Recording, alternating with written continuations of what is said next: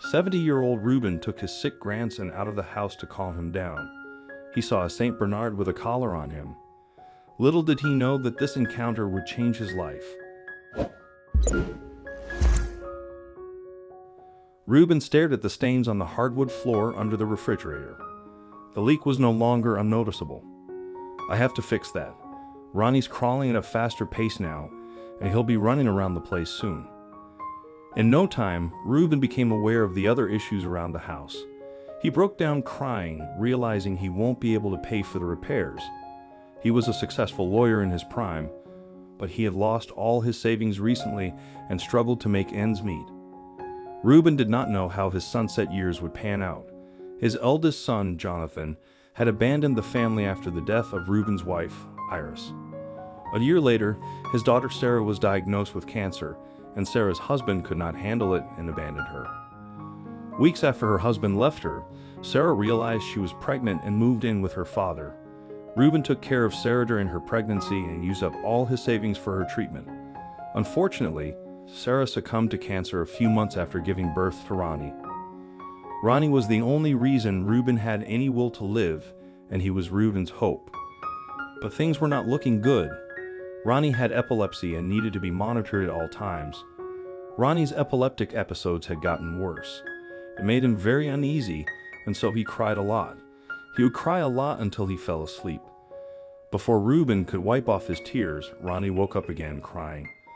Reuben decided to take him outside the house to soothe him. Maybe a change in environment could help, he thought. Ronnie would get distracted and look at the trees, the sky, and the birds for a bit, but it did not seem to calm him down. Reuben was out of ideas. Suddenly, Reuben noticed a big furry St. Bernard approaching them. He was scared that the dog would scare Ronnie, or even worse, cause an injury to him. But he noticed a collar on the dog, which relaxed him slightly. Still, Reuben tried to keep the dog away from Ronnie and looked around for his owners, and he saw no one around. The dog was trying to get closer to Ronnie, and Reuben was panicking and looking intently. Suddenly, Reuben noticed that Ronnie had stopped crying. He looked down and saw the dog licking Ronnie's hand.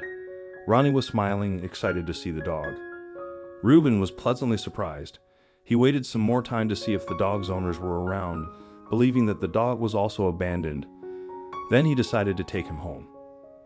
At home, Ronnie seemed to have transformed completely.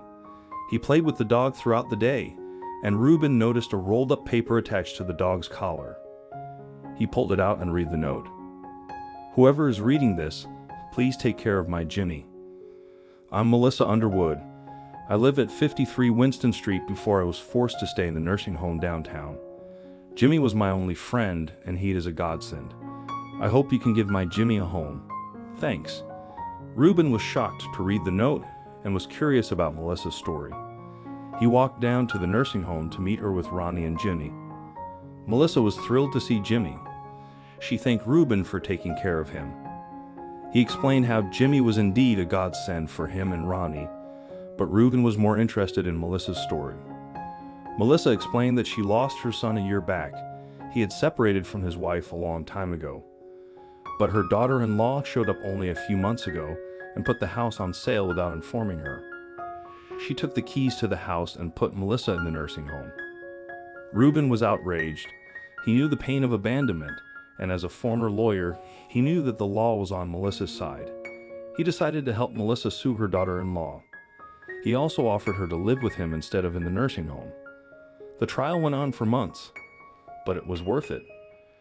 During the trial, it was revealed that Melissa's daughter-in-law was having an affair with another man in the city while she was married. That man turned out to be Reuben's eldest son, Jonathan, who had lost all his money due to his gambling addiction. He was desperate for money and suggested Melissa's daughter-in-law sell the house. Melissa won the case, and her daughter-in-law was arrested for forgery and fraud. The court opened a case against Jonathan, too. Melissa got the house and a lot of money from punitive damages. Reuben, Melissa, Ronnie, and Jimmy lived together even after the trial, and they had the means to treat Ronnie with the best medical care. They had 2 houses now, with no leaking refrigerators, and most importantly, they had a loving and caring family.